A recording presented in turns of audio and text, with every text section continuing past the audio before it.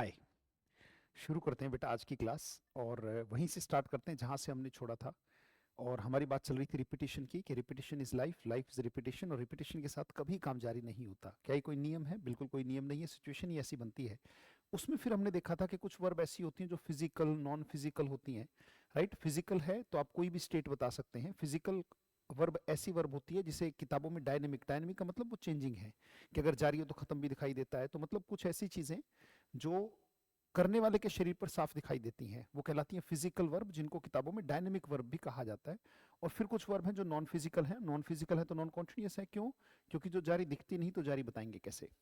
तो अल्टीमेटली जैसे मैंने बताया बेटा कि जो चीजें नॉन फिजिकल है वो नॉन कॉन्टिन्यूस होगी। और फिर एक मिक्स्ड वर्ब है। मिक्स्ड वर्ब से एग्जाम में क्वेश्चन बनने के चांस ना के बराबर हैं, पर फिर भी बता दूं, कोई भी ऐसी वर्ब जो एक ही होने के बाद, मिक्स्ड वर्ब की बात मतलब स्पेलिंग सेम है पर मीनिंग उसका अलग अलग हो जाता है उसके मीनिंग के आधार पर।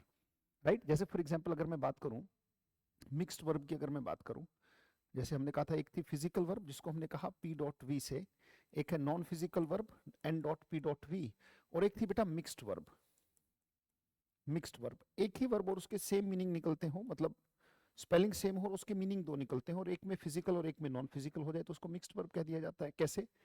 फॉर एग्जाम्पल, थिंक के दो मतलब है बेटा। एक तो थिंक का मतलब है सोचना, और एक थिंक का मतलब है मानना। मानना मतलब, मानने की इंग्लिश हमने देखी थी नॉन फिजिकल में कंसीडर। और एक सोचना, थिंक का मेन मतलब तो सोचना ही होता है। राइट, थिंक का जो मेन मतलब है, मतलब 100 में से 99.9% जब भी कभी थिंक शब्द का इस्तेमाल होता है तो आपके दिमाग में जो शब्द आता है वो सोचना ही आता है। राइट, कि I am thinking to start my own business, I am thinking of my past, right, I am thinking to break the ties with that person. तो थिंक का मतलब अधिकतर हम देखें तो सोचने से आता है। अब क्वेश्चन ये है बेटा कि थिंक का मतलब अगर सोचना है तो वो फिजिकल है या नॉन फिजिकल? जब क्लास में पूछा जाता है तो 100 में से 100 के 100 बच्चे ये कहते हैं सर सोचना हमेशा नॉन फिजिकल है। जबकि मैंने कहा था बेटा कोई भी ऐसा काम जो करने वाले के शरीर पर दिखाई दे, जब कोई सोचता है ना तो पता लग जाता है कि हाँ सोच रहा है। जैसे फॉर एग्जाम्पल आप क्लास में बैठे हो, क्लास में बैठे बैठे कई बार होता है ना कि चेहरा बिल्कुल ब्लैंक हो गया। राइट, जैसे कोई मुझे ध्यान से देख रहा है तो अच्छा बच्चा है, पर अगर कोई बहुत ध्यान से देख रहा है, राइट, जैसे मान लीजिए फॉर एग्जाम्पल मैं ध्यान से एक पंखे को देख रहा हूँ तो मुझे दिख रहा है, पर अगर बहुत ध्यान से देख रहा हूँ तो इसका मतलब फिजिकली प्रेजेंट, मेंटली एब्सेंट हो चुका है व्यक्ति। राइट, जब तो पता लग गया कि व्यक्ति कुछ सोच रहा है।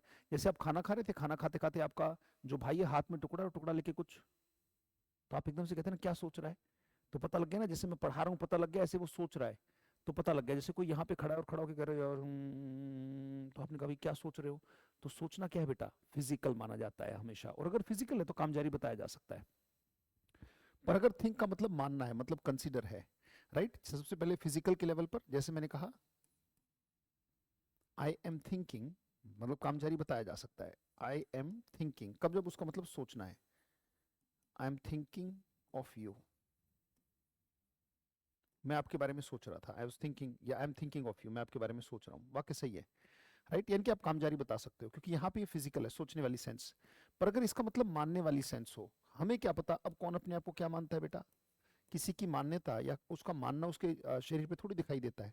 राइट, जैसे फॉर एग्जाम्पल मान लीजिए किसी बच्चे को अभी जिम जाते जाते 2 ही दिन हुए हैं, और 2 ही दिन में उसकी मतलब चाल वो ऐसे चल रहा है, रोड के ऊपर ऐसे ऐसे फैल के चल रहा है। तो कहते भाई साहब 2 ही दिन हुए हैं इसको जिम जाते हुए, और देखो पता नहीं अपने आप को कितना बड़ा पहलवान मान रहा है। अब हमें क्या पता क्या मान रहा है, मान्यता तो उसकी अपनी है बेटा। राइट, जो भी मान रहा है वो, जैसे एक क्वेश्चन दिखाता हूँ, एग्जाम में पूछा गया क्वेश्चन, ही इज थिंकिंग। अगर ये वाक्य इतना ही होता तो ये वाक्य सही था कि भाई वो सोच रहा है, ही इज थिंकिंग हिमसेल्फ। आगे जोड़ दिया एग्जामिनर ने, अगर वाक्य इतना ही है तो ठीक है, ही इज थिंकिंग, वो सोच रहा है। पर वाक्य उसने बनाया, he is thinking himself a big gun. He is thinking himself a big gun. अब ट्रांसलेशन करने वाले बच्चे क्या कहेंगे कि सर मैं ट्रांसलेशन करता हूँ कि वो अपने आप को एक बहुत बड़ी बंदूक सोच रहा है। कोई अपने आप को बड़ी बंदूक कैसे सोच सकता है? फिर तो रोड पे ऐसे चलेगा ऐसे करके, ऐसे ऐसे। राइट, तो कह रहे क्या हो गया? कहते हैं मैं बड़ी बंदूक हूँ। तो कोई अपने आप को बहुत बड़ी बंदूक सोच कैसे सकता है बेटा? बिग गन का मतलब होता है फेमस आदमी, बहुत ज्यादा मशहूर आदमी। बिग गन का मतलब बहुत बड़ी तोप। जैसे Sachin Tendulkar is a big gun of cricket, Amitabh Bachchan is a big gun of, is a big gun of Bollywood. Right. Big gun को कई बार बिग फिश भी कहा जाता है, is a big shot, big gun, big fish, big shot, इन सब का मतलब क्या होता है? इन सब का मतलब होता है किसी फील्ड की बिग एंटिटी, बहुत बड़ी हस्ती वाला जो व्यक्ति होता है उसको कहा जाता है। He is thinking himself a big gun, यानी कि वो अपने आप को एक बहुत बड़ा आदमी। अब एक बात बताओ, कोई अपने आप को बंदूक सोच तो सकता नहीं, तो इसका मतलब हम ये तो करे यार अपने आप को पता नहीं क्या बड़ी तुर्रम खा मानता है, तुर्रम खां, टीरी खां, कहते हैं ना भाई अपने आप को पता नहीं क्या तुर्रम खा मानता है।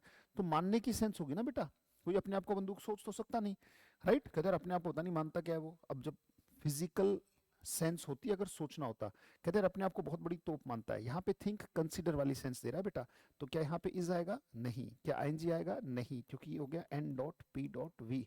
आई थिंक, यू थिंक और ही, आपको सर थिंक्स आएगा। He thinks himself a big gun, अपने आप को बहुत बड़ी तोप समझता है। तो कोई भी ऐसी वर्ब जो मीनिंग दो रखती हो, और दो मीनिंग रखने वाले के चांस मिनिमम से मिनिमम ही होते हैं कि आए। जैसे ऐसी ही एक वर्ब है अपीयर। अपीयर का मतलब अगर मानना या प्रतीत होना है तो नॉन फिजिकल है। जैसे this sum is appearing difficult to me. मैं मिक्स्ड में ही एक और एग्जांपल देता हूं बेटा, लिखेगा दिस सम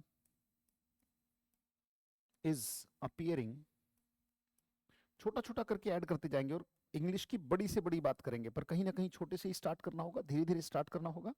धीरे धीरे रे मना, सहज सहज सब होए, और माली सींचे सोगड़ा ऋतु आए फल होए। Right. This sum is appearing difficult to me, this sum is appearing difficult to me. कहते भी ये जो सम है मुझे बड़ा मुश्किल लग रहा है, this sum is appearing difficult to me. अगर पार्ट्स में तोड़ दिया जाए, मान लो ये है A part, this is B part, this is C part, this is D part, के वाक्य में कोई गलती नहीं है, no error. This sum is appearing difficult to me. बेटा मैंने कहा था, एक पहचान और बताई थी, याद करोगे, physical is always same and non physical is always different.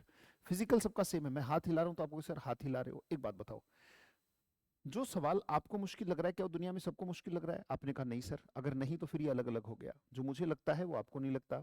हो सकता है कि आपको इंग्लिश इंटरेस्टिंग लगती है, मैथ्स अच्छा नहीं लगता। हो सकता है मैथ्स इंटरेस्टिंग लगता है तो इंग्लिश अच्छा नहीं लगता, या हो सकता है दोनों अच्छे नहीं लगते तो दोनों अच्छे लगते हैं तो जीएस अच्छी नहीं लगती। लगने का अलग अलग स्तर है सबका, तो सबको अलग अलग लगता है बेटा। तो लगना सेम या अलग अलग, आपने कहा अलग अलग, तो यहाँ पे प्रतीत होना और लगने वाली सेंस है। कहते भी ये सवाल तो मुझे बड़ा मुश्किल। अब लगना सबका अलग अलग है, तो ये क्या हो गया, N dot P dot V, और हर वो वर्ब जो नॉन फिजिकल होगी, पाठ करते रहो बेटा साथ साथ, वो नॉन कॉन्टिन्यूस। तो क्या इज आएगा? आपने कहा नहीं सर। क्या आईएनजी आएगा? बिल्कुल नहीं।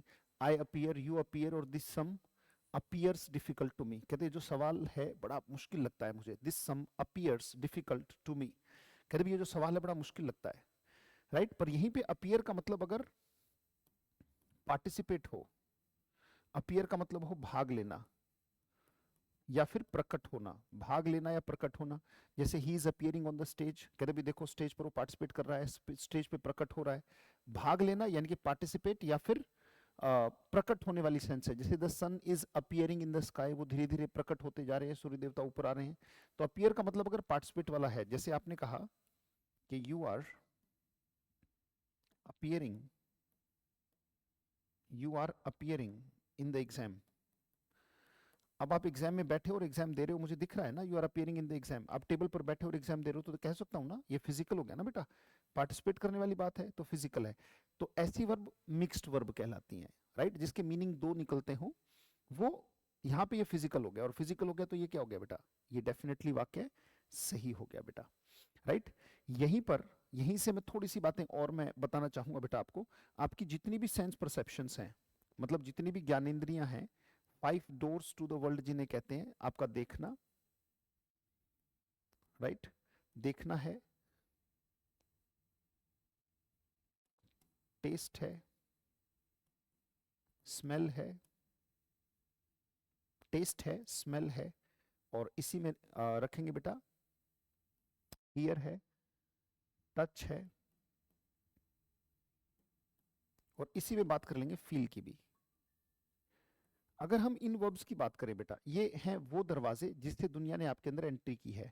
आप दुनिया लेकर नहीं पैदा हुए थे, आपने जो देखा, जो चखा, जो छुआ, जो महसूस किया, वो आपके अंदर आके स्टोर हो गया। आपको क्या पता क्या खट्टा क्या मीठा? जब बच्चा पैदा होता है तो वो कुछ नहीं लेकर पैदा, वो दुनिया के किसी अनुभव को अपने अंदर संजोए हुए नहीं है। तो जो देखता जाएगा, जो सुनता जाएगा, जो छूता जाएगा, जो जो उसकी ज्ञानेंद्रियां, मतलब ये क्या है, ये संसार के दरवाजे ही तो हैं बेटा। मैं लेके नहीं पैदा हुआ, दुनिया ने मेरे अंदर एंट्री की इन 5 दरवाजों से। जब मैं गहरा सो जाता हूँ तो ये 5 के 5 दरवाजे बंद हो जाते हैं, उसी सोना कहते हैं। अगर परमानेंटली बंद हो जाए तो उसे डेथ कहते हैं। तो सर क्या सोने में और मौत में कोई अंतर नहीं है? आप खुद महसूस करो, जब आप सो जाते हो तो आपको महसूस क्या होता है? कुछ भी नहीं। ऐसे ही राइट, जब हम मर जाते हैं तो क्या होता है? ये पांचों ज्ञानेंद्रियां, ज्ञानेंद्रियां इनको बोला जाता है, ज्ञान की इंद्रियां, और ये अज्ञान की इंद्रियां भी हैं। डिपेंड करता है कि आपकी संगत कैसी है, जैसी संगत वैसी इनकी रंगत। राइट, तो ये आहार लेती हैं दुनिया से। आहार का मतलब जो भी चीज बाहर से अंदर आके बैठ गई, चाहे वो कोई दृश्य है, चाहे वो कोई साउंड है, चाहे वो कोई टेस्ट है, चाहे वो कोई टच है, बाहर से आकर अंदर बैठने वाली चीज वो आहार है। और जैसा आहार है वैसा विचार है, जैसा विचार है वैसे कर्म है, जैसे कर्म है वैसी आदतें हैं, जैसी आदत है वैसा व्यक्तित्व है, जैसा व्यक्तित्व है वैसा चरित्र है, और जैसा चरित्र है वैसा भाग्य है। कहीं ना कहीं वो विचार इनसे प्रभावित होता है। राइट, यहाँ पे भी थोड़ी सी बात मैं करना चाहूंगा कि अगर सी का मतलब देखना है, अच्छा एक और बात, अगर हम ये सोचते हैं कि आंखें देख रही हैं, तो आंखें नहीं देख रही हैं बेटा। आपको सिर्फ कैसी बातें कर रहे हो? बेटा आंखें नहीं देख रही हैं, क्योंकि आंखें जैसी मेरी हैं वैसी तो डेड बॉडी की भी हैं। अगर आप डेड बॉडी की आंख खोल के देखो, जो अब मर गया है, तो उसकी भी तो आंखें हैं। ये फिजिकल आंख नहीं देख रही है बेटा, इसके पीछे, आंख के पीछे भी एक आंख है जो नॉन फिजिकल है, जो इस आंख में से देख रही है। अगर नाक सूंघ रही है, नाक ही सूंघ रही है बेटा, तो जैसी नाक मेरी है वैसी डेड बॉडी की भी है। अगर मुझे कुछ सूंघाओगे तो मुझे महसूस होता है, डेड बॉडी को कुछ भी सूंघाओगे तो महसूस नहीं होता। जुबान जैसी मेरी है वैसी डेड बॉडी की भी है। फिजिकल टंग के पीछे एक नॉन फिजिकल टंग भी है। राइट, इन अनुभवों को लेने वाला एक अनुभवी पीछे है, इन सारी चीजों को देखने वाला एक साक्षी, एक विटनेस पीछे है। अगर वो खिसक गया तो ये सारे के सारे दरवाजे अपने आप से बंद हो जाएंगे, क्योंकि ये दरवाजे उसी ने खोल रखे हैं। ये दरवाजे उसी नॉन फिजिकल ने खोल रखे हैं। That non physical is giving power to this physical. कान नहीं सुन रहे हैं, कान के पीछे भी एक नॉन फिजिकल कान है। जो ये फिजिकल कान आपको दिख रहा है, इसके पीछे एक नॉन फिजिकल कान है बेटा, जो सुन रहा है। तभी तो कहते हैं सब ठाट पड़ा रह जाएगा जब चाल चलेगा बंजारा। वो बंजारा जो थोड़ी दिन के लिए शरीर में आया है, अगर वो खिसक गया तो कितना भी ठाट हमने जुटाया हो, पड़ा रह जाएगा। तो बेटा आंख के पीछे की जो नॉन फिजिकल आंख है, नाक के पीछे भी एक नॉन फिजिकल नाक है, एक फिजिकल टंग, जो फिजिकल टंग है इसके पीछे भी एक नॉन फिजिकल टंग है। कान जो कि फिजिकल है, इनके पीछे भी कुछ नॉन फिजिकल है। अगर वो खिसक जाए, वो नॉन फिजिकल शक्ति, वो एनर्जी जो इन आंखों में से झांक रही है, अगर वो खिसक जाए तो ये सब शरीर पड़ा रह जाएगा। सब जो होश है वो बेहोश में कन्वर्ट हो जाएगा, क्योंकि होश उसी का नाम है, कॉन्शियसनेस वही ला रहा है इन सारे अंगों में। तो जैसे मैंने कहा कि यहां से हमारी बातें निकल के आती हैं बेटा। अगर सी का मतलब है देखना, अगर देखने की सेंस में है तो इसको माना जाता है, हमेशा माना जाता है non physical. N dot P dot V non physical है। पर अगर सी का मतलब हो बेटा, सी का मतलब हो मिलना, अब ये मिक्स्ड वर्ब हो गई ना, ये मिक्स्ड वर्ब हो गई बेटा, मिक्स्ड वर्ब है, दो मीनिंग दे रही है। सी का मतलब अगर देखना है तो नॉन फिजिकल, और अगर सी का मतलब मिलना है तो ये क्या हो जाती है? ये फिजिकल वर्ब हो जाती है। चीजों को गहराई से सीखना, एक एक बात को सीखना है बेटा। जैसे अगर मैं कहूं, मैं अगर वाक्य लूं, भाई एक एक बात को करते चलेंगे। अगर वाक्य लिया जाए, लेट्स टेक अ सेंटेंस, साथ साथ लिखते रहिएगा। मान लीजिए मैंने कहा we are seeing with our eyes, लिखते चलिएगा बेटा साथ साथ। We are seeing with our eyes, हम अपनी आंखों से देख रहे हैं, लिखते चलिएगा साथ साथ। We are seeing with our eyes, बेटा ये गड़बड़ हो गई, क्योंकि देखना नॉन फिजिकल है, हम अपनी आंखों से देख रहे हैं ऐसा नहीं है। ये काम रिपीट भी होता है, हम ऐसे भी पकड़ सकते हैं। और दूसरा, सी एक, सी वाला काम जो है, देखने वाला काम, आंखें नहीं देख रही है ना, आंखों के पीछे भी एक आंख है। तो बेटा यहाँ पे आर नहीं आ सकता और आईएनजी भी नहीं आ सकता। वाक्य बनेगा क्या? We see with our eyes, हम अपनी आंखों से देखते हैं। तो सी का मतलब अगर देखने की सेंस में है तो वो नॉन फिजिकल माना जाता है। पर वहीं पर सी का मतलब अगर मिलना है, जैसे मैंने कहा सी यू टुमारो, तो इसका मतलब ये थोड़ी कि मैं कल देख लूंगा तुम्हें। सी यू टुमारो का मतलब ये बिल्कुल नहीं है बेटा कि मैं कल तुम्हें, कोई भी आज तो तुम बहुत सारे हो, मैं कल देख लूंगा तुम्हें। राइट, नहीं, मैं कह रहा हूँ सी यू टुमारो मतलब कल मिलते हैं। सी का मतलब अगर मिलना है, जैसे अगर कोई ये कहता है I am seeing a doctor, वाक्य लिखते रहिएगा बेटा, for my fever. I am seeing a doctor for my fever, भाई अपने बुखार के लिए मैं एक डॉक्टर को देख रहा हूँ। क्या डॉक्टर को देखने से मेरा बुखार ठीक हो जाएगा बेटा? क्या डॉक्टर को देखने से? तो क्या यहाँ देखना है आपको? नहीं सर, देखने से नहीं। देखने में तो फिर हम गूगल पे फोटो निकाल के बैठ जाएंगे डॉक्टर की, और फोटो देखते ही मैं ठीक हो गया, फिर तो बेटा नहीं। आपने कहा सर नहीं, देखने से नहीं होंगे, आपको जाके कंसल्ट करना पड़ेगा, मीट करना पड़ेगा। राइट, कंसल्ट वाली सेंस है, तो आई एम कंसल्टिंग वाली सेंस दे रहा है ना, मिलने वाली। I am meeting a doctor, I am consulting a doctor for my fever. बुखार के लिए एक डॉक्टर को मैं दिखा रहा हूँ आजकल, ये पक्के तौर पर फिजिकल माना जाएगा। और ये क्या है, ये वाक्य सही हो गया, राइट। तो हमें देखना होता है सेंस कौन सा है। जैसे टेस्ट है, टेस्ट का मतलब अगर, अगर टेस्ट का मतलब है बेटा स्वाद देना, स्वाद देना, तो वो नॉन फिजिकल कंसीडर किया जाता है, N dot P dot V. स्वाद देना कि कोई चीज कैसा स्वाद देती है। पर अगर टेस्ट का मतलब चखना है, किसी चीज को चखना, तो फिजिकल सेंस होती है, देखते रहना। टेस्ट के दो मतलब फिर से मिक्स्ड हो गई। अगर इसका मतलब स्वाद देना है बेटा, ये उम्मीद करता हूं कि आपने उतार लिया होगा, तो ये हटा दिया जाए। नहीं भी उतारो तो रिवाइंड करके दोबारा देख लेना बेटा, राइट। दोबारा देख सकते हो, कोई दिक्कत नहीं है।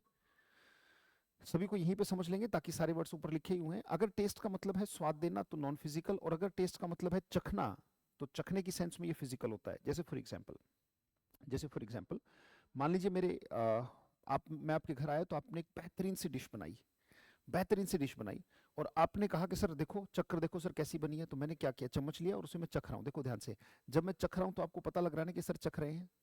देखो, जब मैं चख रहा हूं तो आपको पता लग रहा है कि वो सर जो है वो चख रहे हैं। जब मैं चख रहा हूं तो पता लग रहा है कि चख रहे हैं। आपने कहा हाँ सर पता लग रहा है। तो मैंने कहा I am testing the dish. शाबाश, बोले I am testing the dish. मैं डिश को क्या कर रहा हूं, मैं डिश को टेस्ट कर रहा हूं। I am testing the dish. अब देखो ध्यान से बेटा, I am testing the dish जब मैंने कहा तो ये फिजिकली दिखाई देता है। जब आप कोई चीज, जैसे छोटा बच्चा है, आप उसे कहते हो ये ले, तो आप उसे कोई चीज खाने की देते हो तो पहले क्या करता है, छोटी सी जीभ निकालता है, तो उसने देखो चखा, ये फिजिकली पता लग गया। और अगर उसकी जीभ के टेस्ट बड्स को अच्छा लगता है, थोड़ी सी जीभ निकालेगा, हाँ हाँ अब ठीक है ठीक है। तो पहले वो चखता है और चख रहा है, ये दिखाई देता है कि हाँ वो चख रहा है, राइट। तो अगर मैं कहूं बेटा ध्यान से, अगर वाक्य कहा जाए, शाबाश लिखिएगा, I am testing the dish. आज बिल्कुल अपने इंडेफिनेट को कवर करेंगे और फिर आगे बढ़ेंगे। I am testing the dish, मैं डिश को टेस्ट कर रहा हूं। ये वाक्य बिल्कुल सही है बेटा, ये चखने वाली सेंस है, फिजिकल सेंस है, राइट। फिजिकल वर्ब है भाई, चखना फिजिकल होता है। पर अगर मैं डिश की तरफ से ये वाक्य बोलूं, एक बात बताओ, क्या डिश चख सकती है या स्वाद देगी? क्या सर चख तो सकती नहीं, कोई फिजिकल काम तो है नहीं। जैसे मैंने कहा डिश का जो टेस्ट है वो बड़ा अच्छा है, डिश डिश बड़ा अच्छा टेस्ट कर रही है। ये वाक्य सही है बेटा, क्योंकि यहाँ पे चखने वाली सेंस है और चखना फिजिकल है। अगर इसी वाक्य को मैं ऐसे लिखूं बेटा, लिखते रहिएगा साथ साथ, दिस डिश इज टेस्टिंग। अगर ये वाक्य आपने कहा तो अंग्रेज हंसने लगेगा, क्योंकि इतने वाक्य का मतलब है डिश टेस्ट कर रही है, उसकी जीभ ही नहीं होती, फिजिकल जीभ ही नहीं है, तो टेस्ट कैसे करेगी? इसका मतलब है वो चख रही है। This dish is testing good, अच्छा टेस्ट कर रही है। बेटा ऐसा थोड़ी है कि वो मतलब टेस्ट कर रही है, ये थोड़ी है कि भाई आपने डिश रखी, डिश की इतनी बड़ी जीभ आई और एक तरफ इधर से उधर से आपको टेस्ट, डिश टेस्ट नहीं कर सकती। बताओ डिश टेस्ट करेगी या स्वाद देगी बेटा? और स्वाद क्या सबको सेम लगता है? डिश का जरूरी थोड़ी है कि जो मुझे अच्छा लग रहा है वो आपको भी अच्छा लगे। याद रखें, मैं डिश को चख रहा हूँ, ये सबके लिए सेम है।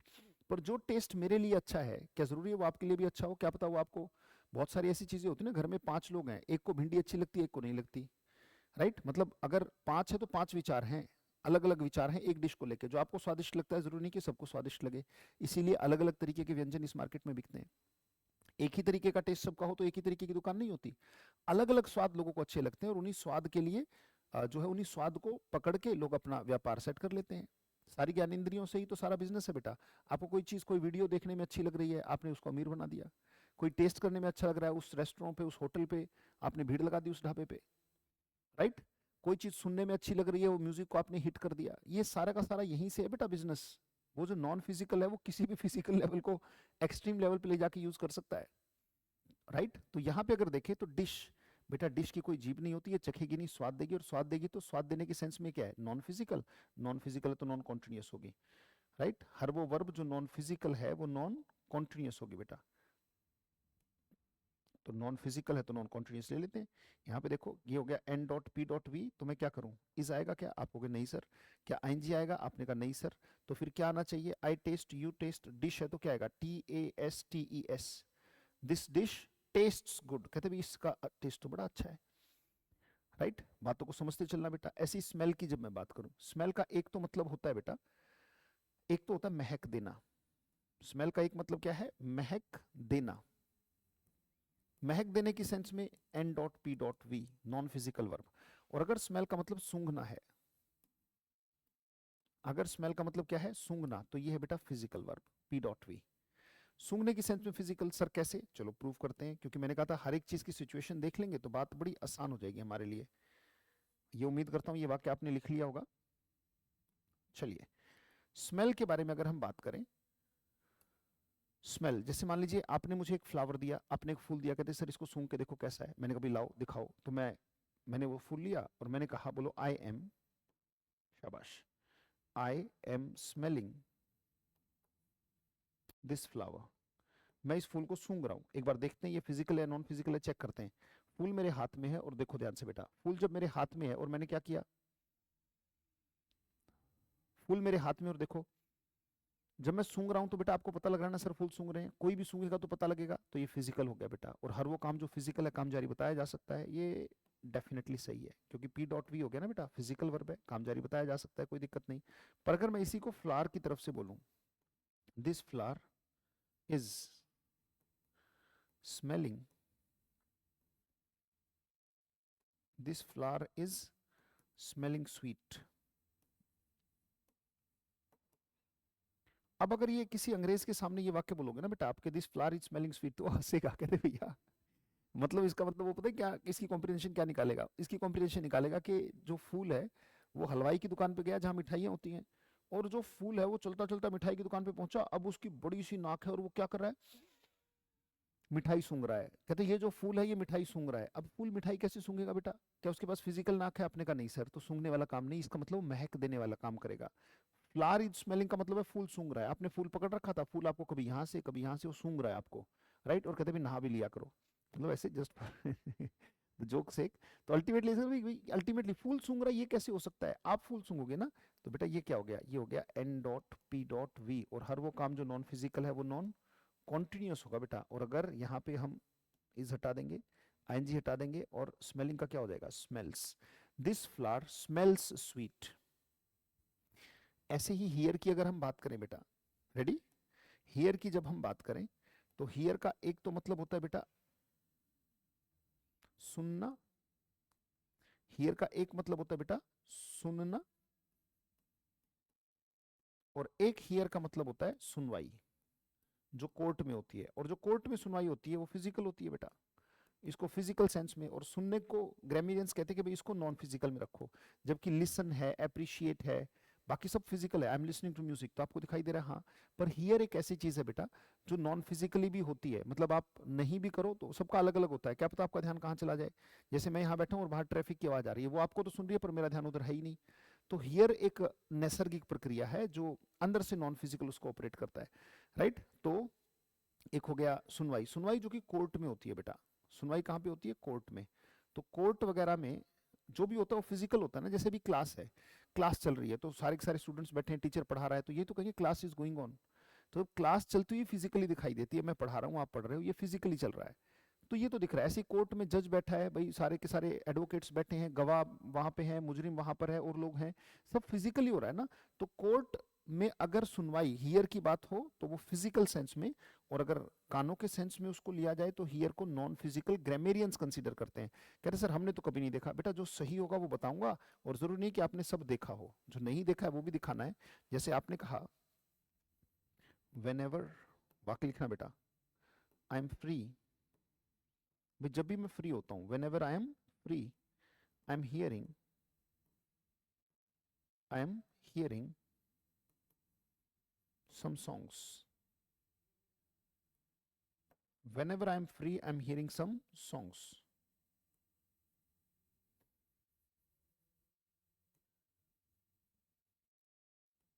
whenever I am free I am hearing some songs, बड़े ध्यान से देखना भाई, जब भी मैं फ्री होता हूँ, अब ध्यान से देखिएगा बेटा, यहाँ पे हियर का मतलब साफ तौर पे सॉन्ग है, तो बेटा कोर्ट की सुनवाई की तो कोई बात नहीं हो रही, तो डेफिनेटली यहाँ पे एम गया, यहाँ पे आईएनजी गया, और वाक्य बनेगा whenever I am free I am hear some songs।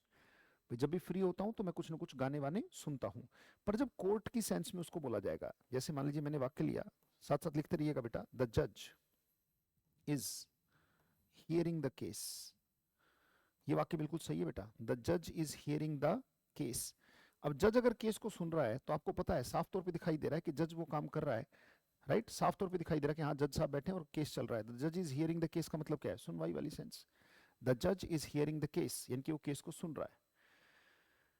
Next बेटा, उतार लिया? शाबाश। उम्मीद करता हूँ साथ साथ सुनना, बोलना, पढ़ना, लिखना सब साथ साथ लेके चला करो। ऐसी टच की अगर मैं बात करूं तो टच का मतलब है छूना। अगर टच का मतलब छूना है तो फिजिकल, इससे ज्यादा फिजिकल और कुछ नहीं हो सकता। टच तो बहुत फिजिकल वर्ब है, राइट? छूना फिजिकल है। कैसे? जैसे देखो मैं इस पेन को छू रहा हूं तो आपको पता लग रहा है, कहते हैं हाँ सर मैं खुद को छू रहा हूं, मैं तुम्हें छू रहा हूं, कोई आपको छू रहा है, फिजिकल है। कोई किसी को छू रहा है, फिजिकल है। कोई दीवार को हाथ लगा रहा है, फिजिकल है, राइट? कोई गाड़ी को हाथ लगाता है, छूता है, भाई भाई स्टे अवे, दूर रहो, राइट? कोई तार की तरफ, बच्चा तार की तरफ छूने ही वाला था, कहते दूर रहो। छूना फिजिकल है, दिखाई देता है बेटा। जैसे मैंने कहा I am touching you, he is touching me, right?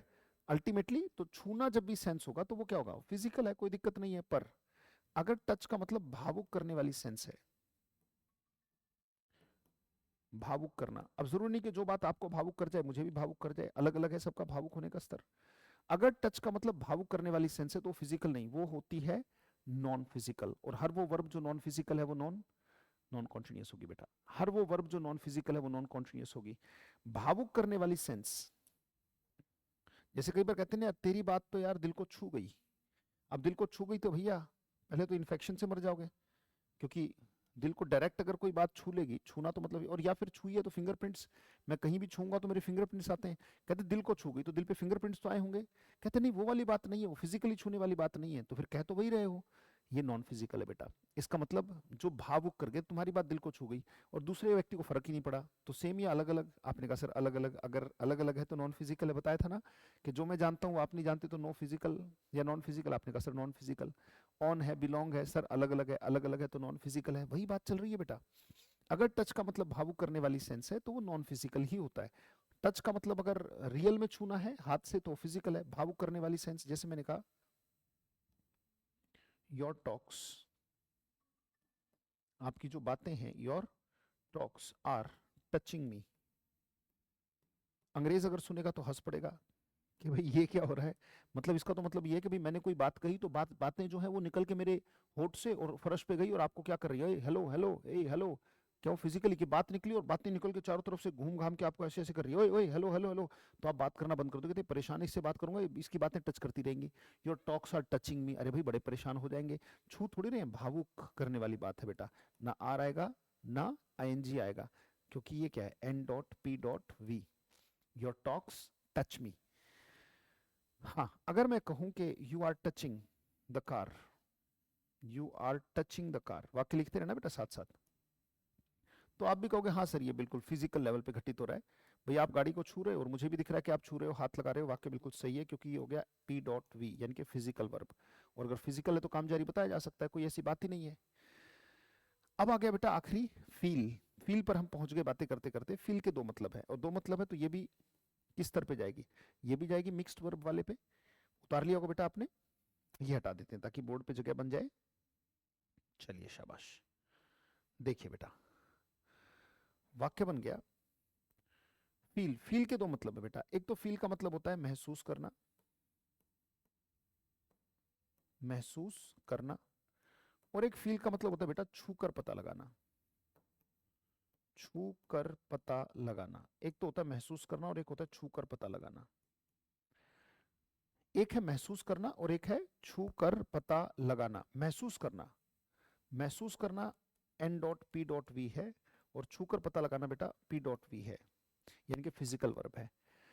महसूस करना, भाई जैसा आपको महसूस होता है वैसा मुझे नहीं होता, जैसा मुझे होता है वैसा आपको नहीं होता। मैंने बताया था ना कि महसूस करने का लेवल सबका अलग अलग है, राइट? और ये सबको अलग अलग होता है। फॉर एग्जाम्पल जो मुझे ही पता है, मतलब सबका अलग अलग है। मान लीजिए मैं नीचे से ऊपर आ रहा था, सीढ़ियों में एक लोहे का एंगल निकला हो तो उसमें जोर से पैर लगा और मुझे दर्द महसूस हो रहा है, मुझे दर्द महसूस हो रहा है, क्या आपको पता लग रहा है? आपने कहा नहीं सर। मैं हाथ हिला रहा हूँ, दिख रहा है? कहते हैं हाँ सर। मैं बोल रहा हूँ, दिख रहा है? मैं पढ़ा रहा हूँ, दिख रहा है? कहते हैं हाँ सर। मुझे दर्द हो रहा है, क्या दिख रहा है? आपने कहा नहीं सर। और अगर नहीं दिख रहा करने वाले के शरीर पे तो आपने कहा सर नॉन फिजिकल। यानी कि जो हम बोलते हैं सर स्पोकन में तो खूब बोलते हैं बेटा, जरूरी नहीं है कि जो फेमस हो वो सही हो। जैसे अगर वाक्य कह दिया जाए I am feeling pen,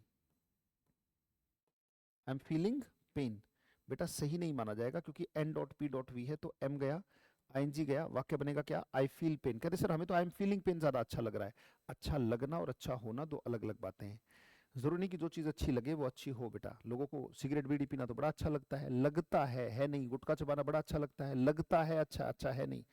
right. तो अच्छा लगना और अच्छा होना, तो ये तैयारी जो है वो अच्छा लगने की नहीं है, अच्छा होने की है बेटा। तो आई फील पेन होगा। पर वहीं पर अगर फील का मतलब छू कर पता लगाना है, जैसे कई बार होता है कि भाई मैं जेब में पता लगा रहा हूँ चाबी वाबी है या नहीं, और ये फिजिकली होता है। राइट। जब छू कर पता लगाते हैं, जैसे आपने कहा सर चाबी देना, अब मैं जेब में ढूंढ रहा हूँ कि भाई कहाँ पर है, तो मैं कहूंगा आई am feeling the keys. Right. जैसे डॉक्टर है, आप गए डॉक्टर के पास, आपने कहा बुखार है, कहते भी ठीक है बुखार है तो दिखाओ। तो चेक करते हैं मोशन और वाइब्रेशन में कुछ बदलाव आया हुआ है क्या। मैंने कहा था ना motion and vibration is life. तो बेटा वो मोशन वाइब्रेशन यहाँ पे लगा के और आपसे बातें भी करता रहता है। आपको लग रहा है कि वो ऐसे ही चेक कर रहा है, नहीं, वो सामने घड़ी लगी होती है, चेक कर रहा है कि 5 सेकंड में कितनी कितनी बार धड़की। 5 सेकंड को इंटू 12 कर देगा, पता लग जाएगा कि दिक्कत है या नहीं। मोशन वाइब्रेशन ब्लड का सही है तो सही है, और अगर मोशन वाइब्रेशन में कुछ गड़बड़ है तो उत्पात हो रहा है अंदर, कुछ ना कुछ परेशानी हो सकती है, तो पता लग जाता है। तो अल्टीमेटली जैसे मैंने कहा बेटा, बड़े ध्यान से समझिएगा, छूकर पता लगाना। तो डॉक्टर जो है वो नब्ज को महसूस करता है, कहते नहीं सर वो छूकर पता लगाता है, क्योंकि गिनती भी तो साथ में कर रहा है कि भाई कितनी बार धड़की 1 मिनट में। स्वस्थ मनुष्य का एक काउंट है ना कि भाई उस काउंट तक धड़केगी, अगर उससे ऊपर जा रही है या उससे लो जा रही है, दोनों में ही दिक्कत है। तो अल्टीमेटली वो छूकर पता लगाता है कि 1 मिनट में कितनी बार। तो अगर मैं कहूं the doctor is feeling the pulse, the doctor is feeling, F-E-E-L-I-N-G, the doctor is feeling the pulse, P-U-L-S-E, the doctor is feeling the pulse। जो पल्स है उसको महसूस कर रहा है या छूकर पता लगा रहा है। यहाँ पे छू के पता लगाने वाली सेंस होती है बेटा हमेशा। वाक्य बिल्कुल सही है क्योंकि फिजिकल है, और फिजिकल है तो वाक्य बिल्कुल सही है बेटा। ये आपका फिजिकल और नॉन फिजिकल एक बहुत बड़ा कोर है। आपको सर ये भी होता है कि इंडेफिनेट में, अभी तो बहुत सारी बातें हैं जो होती हैं और हमें नहीं पता है। अब यहां से अगली बात, और फिर क्वेश्चंस के प्रैक्टिस पर आएंगे, बेहतरीन तरीके के क्वेश्चंस करेंगे, लेवल वही रखेंगे जो हकीकत में परीक्षा का लेवल होता है। उम्मीद करता हूं कि आपने उतार लिया होगा बेटा सारा। तो चलिए नेक्स्ट स्लाइड खोल लेते हैं, नेक्स्ट चीज की तरफ चलते हैं। किताबों में एक बात लिखी होती है बेटा कि अगर कोई वाक्य हियर या देयर से स्टार्ट हो, साथ साथ चलते रहना, अगर कोई वाक्य हियर या देयर से स्टार्ट हो तो उसके तुरंत बाद काम जारी कभी नहीं आता। अगर कोई वाक्य हियर या देयर से ही स्टार्ट हो तो उसके बाद काम जारी कभी नहीं आता, और अगर काम जारी नहीं आता तो वो फिर इनडेफिनेट होता है। मतलब मैंने कहा ना तीन ही स्टेट हैं, या तो काम जारी या काम खत्म या इनडेफिनेट। अब हम क्या कर रहे हैं, वो जारी नहीं लेगा तो फिर क्या लेगा, इनडेफिनेट लेगा। राइट। वो कंफ्यूज इसी तरीके से करता है। राइट। कि हियर और देयर से अगर कोई वाक्य स्टार्ट हो बेटा तो उसके तुरंत बाद कभी भी काम जारी नहीं होगा। राइट। यानी कि काम जारी कैसे नहीं होगा, मैं जो बताना चाहता हूं, एक वाक्य मैं लिखूं अगर हियर, आप भी लिखना, हियर इज कमिंग, ऐसा वाक्य दिखते ही आप कह दो गड़बड़ हो गई, क्योंकि हम काम जारी की तो बात कर रहे हैं, हम उसी की तो बात कर रहे हैं भी किस किस तरीके से क्या क्या चीजें घूमती हैं sentence making. Here is coming my friend, here is coming my friend, भाई ये लो मेरा दोस्त आ गया, to help me in adversity. और एडवर्सिटी का मतलब होता है बेटा बुरा समय। एडवर्सिटी का मतलब क्या है, बुरा समय। Here is coming my friend to help me in adversity, ये लो मेरा दोस्त आ गया बुरे समय में मेरी मदद करने के लिए। Here is coming my friend to help me in adversity, मान लो उसने पार्ट्स में तोड़ दिया आपको कंफ्यूज करने के लिए, ये लीजिए here is coming my friend to help me in adversity. अगर कोई वाक्य हियर या देयर से स्टार्ट तो उसके तुरंत बाद कभी भी काम जारी नहीं होता, इसका मतलब ये गड़बड़ है सर, ये गड़बड़ है। तो यहाँ पे क्या होगा, आई कम यू कम और ही, भाई आई कम यू कम और माय फ्रेंड कौन है, ही है ना, तो वहां पे क्या हो जाएगा, कम या कम्स। कह रहे सर यहाँ पे इज कमिंग नहीं होगा, यहाँ पे बनेगा क्या, COME, और अगर फ्रेंड एक ही है तो क्या बन गया, comes. Here comes my friend to help me in adversity, कहते ये लो मेरा दोस्त आ गया मुसीबत में मेरी मदद करने के लिए। Here comes my friend to help me in adversity. Sir ऐसा क्यों हुआ, क्योंकि आप तो सर हर एक चीज की सिचुएशन बता के चलते हैं, तो सर यहाँ भी क्या कोई परिस्थिति, मन स्थिति, वाक्य की स्थिति काम कर रही है, बिल्कुल काम कर रही है बेटा। और उस सिचुएशन को लेते हैं, आइए स्टार्ट करते हैं। यहाँ पे एक चीज आ रही है जिसे हम कहते हैं उतावलापन।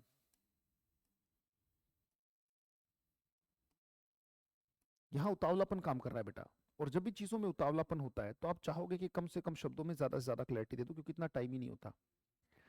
सर उतावलापन, हाँ, जैसे किताबों में कई बार आपने नियम पढ़ा होगा कि न्यूज़पेपर की जितनी भी हेडलाइंस हैं, न्यूज़पेपर की हेडलाइंस को प्रेजेंट इंडेफिनिट में लिखा जाए। क्यों लिखा जाए भाई, उतावलापन, या तो टाइम की कमी पड़ रही होगी या स्पेस की कमी पड़ रही होगी, या तो समय की कमी पड़े या जगह की कमी पड़े।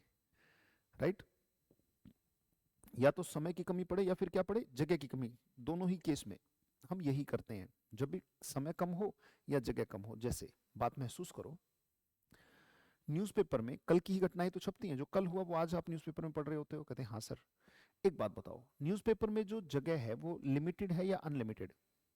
बताओ बेटा, वो लिमिटेड है या अनलिमिटेड? आप कहोगे सर वो तो लिमिटेड है न्यूज़पेपर में जगह।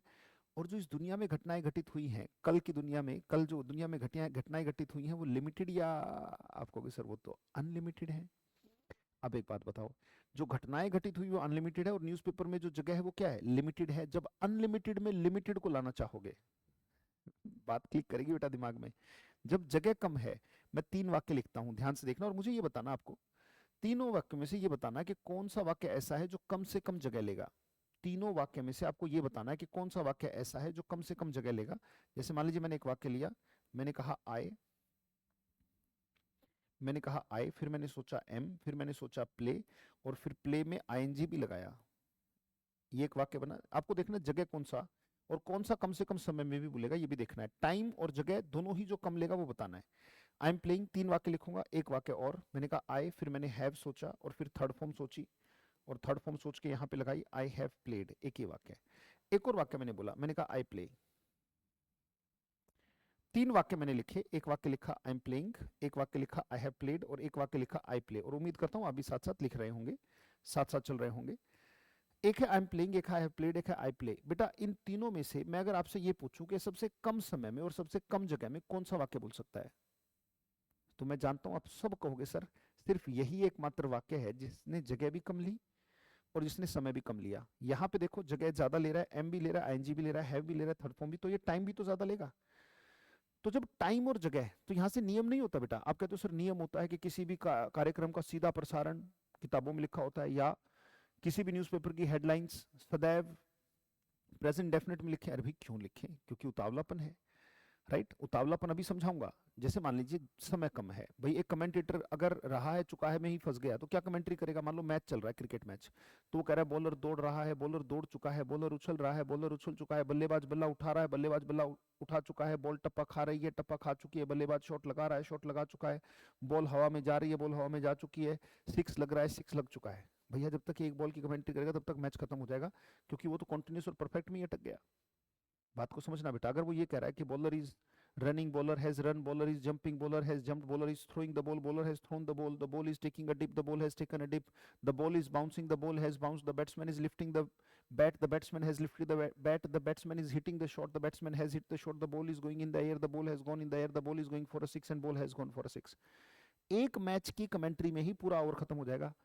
समय कम है, क्योंकि बेटा आप कभी महसूस करना कि पूरे स्क्रीन पर बहुत कुछ दिखाई दे रहा होता है। जैसे यहाँ पे आपको वो स्टैट्स दिखा रहा होता है कि भाई ये बैट्समैन और बॉलर इतनी बार एक दूसरे के आमने सामने आए हैं, इसने इतनी बार आउट किया है, ये स्टैटिक्स हैं, ये रन रेट है, ये स्ट्राइक रेट है, ऊपर से ऑडियंस के बारे में बात करना है, वेदर के बारे में बात करना है, बहुत सारी बातें एक साथ कमेंटेटर को बेचारे को बोलनी होती हैं। तो इतना टाइम कहाँ है कि वो रहा है चुका में अटक जाए। तो वो क्या करता है, सीधा सिंपल, सिंपल माने सिंपल ही होता है। क्यों कहा जाता है सिंपल प्रेजेंट? एम सोचा, आईएनजी सोचा, ये सिंपल नहीं रहा। फिर हैव सोचा और थर्ड फॉर्म सोचा, ये सिंपल नहीं रहा। यहाँ देखो सिर्फ काम को चिपका दिया किरदार के साथ, सिंपल है। आई गो कितना सिंपल, जब मैंने कहा आई एम गोइंग सिंपल नहीं है। यू हैव गॉन सिंपल नहीं है, जब मैंने कहा यू गो कितना सिंपल है, सिर्फ यू काम के साथ यू चिपका दिया, सिंपल तो है, सिंपल ही बोला जाता है। तो कमेंटेटर करता क्या है, वो कहता है the bowler bowls the ball, the batsman hits it and ball goes for a six. हो गया, कोई रहा है चुका है नहीं, इतनी देर में ही बात बन गई और वही बात कह दी, कम से कम शब्दों में कह दी। न्यूज़पेपर में जगह कम और कमेंटेटर के पास, सीधा प्रसारण बताने वाले के पास समय कम। जब भी ऐसा कुछ होता है तो इसी का तो इस्तेमाल करेंगे। कह रहे सर यहाँ कैसे, चलो सिचुएशन लेते हैं कि सर यहाँ पे क्यों। मान लीजिए बुरा समय आपके ऊपर ले आते हैं, थोड़ा सा परिस्थिति ले आते हैं। मान लीजिए आपको आपको घेर कर 10 लोग पीट रहे हैं। क्यों पीट रहे हैं भाई? इस एरिया का जो दादा है वो आपका दोस्त है, इस एरिया का जो गुंडा है, जो भाई है, वो आपका दोस्त है, और वो सारे के सारे उससे डरते बहुत हैं, राइट। तो यूजुअली आप उसके साथ रहते हो, आमतौर पर उसी के साथ रहते हो, तो वो कुछ नहीं कहते थे। पर आज आप अकेले फंस गए, अकेले फंस गए इन 10 को, और आपका दोस्त नहीं है आसपास, तो 10 के 10 लगे पलस्तर उतारने, धह घुसंड पिटाई कर रहे हैं। अब पिटाई हो रही है, हर सेकंड में 10 मुक्के आ रहे हैं, राइट। और इतनी देर में आपको आपका दोस्त दूर से आता हुआ दिखाई देता है, और आपको तो सिखाया गया रहा है चुका है, तो आप क्या कहेंगे? वो देखो मेरा दोस्त आ रहा है। अब एक बात देखो, वो देखो मेरा दोस्त आ रहा है, 7 इंटू 10 कर दो, क्योंकि आपने 7 शब्द बोले तो 7 शब्द वो देखो मेरा दोस्त, 10 मुक्के एक एक बार में आ रहे हैं ना, तो 70 मुक्के लग चुके हैं वाक्य बोलने में। थोबड़े पे जगह भी कम है और आपके पास समय भी कम बचा हुआ है। कितने कितने खाओगे? अच्छा, जब रहा है बोला तो आपको तो सिखाया गया, चुका है तो जरूर बोलना पड़ेगा। कोई काम जारी है तो खत्म भी होगा, आप बताओगे अब वो देखो मेरा दोस्त आ चुका है, फिर से 7 वर्ड, 7 इंटू 10 करो, 70, 70 रहा है में लगे, 70 चुका है में लगे, तो 140 मुक्के लगे। क्या जगह इतनी है आपके मुंह पे? बेटा थोड़ी सतरंगी हो जाएगी। जगह भी कम है, समय भी कम है। जब जगह और समय दोनों कम है तो बेटा इतना ही तो बोल दो, वो आ गया, वो आ गया, वो आ गया तुम्हारा अंकल, तुम्हारा दादा, तुम्हारा बाप, ऐसे बोलते हैं ना। तो अब कम से कम, क्योंकि समय भी कम बचा हुआ है जिंदगी का, क्योंकि सभी पीटी रहे हैं, तो इतना टाइम कहाँ रहा है चुका है बोलोगे? सिंपल सी बोलोगे बेटा, सिंपल बना दोगे उसको। तो वहाँ हियर इज कमिंग नहीं कहोगे, सीधा बोला जाता है क्या, हियर इज हटा, आईएनजी हटा और वाक्य बन गया क्या, here comes my friend. Here और देयर से उतावलापन है या नहीं है? एकदम से उतावलापन होता है, समय कम है या जगह कम है? एक वाक्य करके देखते हैं, लीजिए। देयर इज अराइविंग, जैसे ये वाक्य देखिए तुरंत समझ जाओ वाक्य गलत है। There is arriving my bus for Delhi, there is arriving my bus for Delhi, ये लो दिल्ली के लिए मेरी बस आ गई। सर इसमें उतावलापन कैसे? बेटा बन ही जाता है, जब भी ऐसा कोई स्ट्रक्चर दिखे आपको तो ये उतावलेपन का ही वाक्य होता है। हियर या देयर से स्टार्ट हुआ, पता लग जाना चाहिए अपने आप से। जैसे मान लीजिए कि आप सुबह सुबह सुबह, क्योंकि आपका पेपर है मान लो दिल्ली में, आप अपने घर से, आपके घर से आपके घर से दिल्ली तक जाने में मान लो 2-3 घंटे लगते हैं। तो आप बस स्टॉप पे आ गए, सुबह सुबह आके खड़े हो गए, बस ही नहीं आके दे रही, बस ही नहीं आके दे रही। मान लो कहीं पे किसी आंदोलन में चक्का जाम कर रखा है लोगों ने, वहीं पे बस रुकी हुई है, और 3 घंटे वेट करने के बाद बड़ी मुश्किल से एक बस दिखाई दी जिसपे लिखा हुआ दिल्ली, और आप देखते ही उछल पड़े, कहते वो आ गई मेरी बस, राइट। अब एकदम से देखो वहां पे इतने उतावले हो गए, एकदम से बोलोगे तो बेटा क्या आपको हियर या देयर से वाक्य स्टार्ट दिखाई दे रहा है? कहते हैं हाँ सर। तो बेटा यहाँ पे डेफिनेटली ये जो सिचुएशन बन रही है, ना तो इसमें इज आएगा ना आईएनजी आएगा, आई अराइव, यू अराइव और देयर अराइव्स माई बस। अगर बस में ईएस लगा होता माई बसेस, तो अराइव्स में से एस हटके, क्योंकि वहां लगा है तो फिर यहाँ नहीं आएगा। There arrive my bus for Delhi, ये लो दिल्ली के लिए मेरी बस आ गई। तो हियर या देयर से कोई भी वाक्य स्टार्ट हो तो उसके साथ भी कभी काम जारी नहीं। और यहाँ पर जितना सीखने का था वो हमने सीखा, वो सारी बातें हमने देखी। समय लगता है बेटा किसी भी क्रिएटिव काम को करने में। अब हम क्वेश्चंस की प्रैक्टिस पर आ जाते हैं, लेट्स डू सम प्रैक्टिस। आइए बेटा, चलिए थोड़ी सी प्रैक्टिस पर चलते हैं। Let's start. लाइफ, लाइफ से बने हुए सेंटेंसेस को देखते हैं, यहां से करते हैं। आइए, चलिए बेटा, इनडेफिनेट के वाक्य अपनी नोटबुक में लिखेंगे सारे के सारे वाक्य, और बड़े ध्यान से समझने की कोशिश करेंगे। कोई भी वाक्य ऐसा नहीं छोड़ेंगे जो आप लिखे नहीं। बात लाइफ की चल रही है, बात रिपीटेशन की चल रही है, बात इनडेफिनेट की चल रही है। रिपीटेशन के साथ कभी काम जारी नहीं होता। इनडेफिनेट, चलो जी आ जाओ। He is usually taking my boldness as my hubris. He is usually, usually का मतलब होता है आमतौर पर। बेटा आपको टाइम दिख रहा है? आपने कहा हाँ सर। क्या आपको टेंस दिख रहा है? आपने कहा हाँ सर। क्या आपको आपका टॉपिक टाइम एंड टेंस दिख रहा है? और याद रखना, मैंने कहा भाषा को समझने में या तो शब्द अटकेगा या वाक्य अटकेगा। बॉडीनेज का मतलब मजाक होता है बेटा, फन। वो आमतौर पर मेरे मजाक को, इसका मतलब मजाक होता है बेटा। एज माई ह्यूब्रिस, और ह्यूब्रिस का मतलब घमंड होता है बेटा। कि भी वो आमतौर पर, जिसे स्नोब या एरोगेंस बोलते हैं ना, स्नोब या फिर बोला जाता है एरोगेंस। उम्मीद करता हूं कि हर एक चीज को साथ साथ लिखते चल रहे होगे बेटा आप। एरोगेंस का मतलब है घमंड।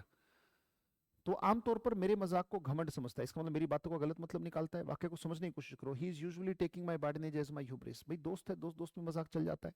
अब मैं तो उससे मजाक करता हूँ और वो सोचता है कि मैं घमंड दिखा रहा हूँ, ऐसा बिल्कुल नहीं है बेटा। He is usually taking my बॉडीनेज as my hubris, तो बेटा क्या इज आएगा? बिल्कुल नहीं आएगा। आईएनजी आएगा? नहीं आएगा। आई टेक, यू टेक और ही, आपने कहा सर टेक्स आएगा। He usually takes my बॉडीनेज as my hubris. Sir आमतौर पर वो मेरे मजाक को मेरा घमंड समझता है, तो बातों का गलत मतलब निकालता है, right. He takes you otherwise. ठीक है, आगे चले बेटा। वाक्य जरूर लिखना, रिपीट करके देखना, कैसे भी देखना, पर बातों को समझना। नेक्स्ट क्वेश्चन आपके सामने।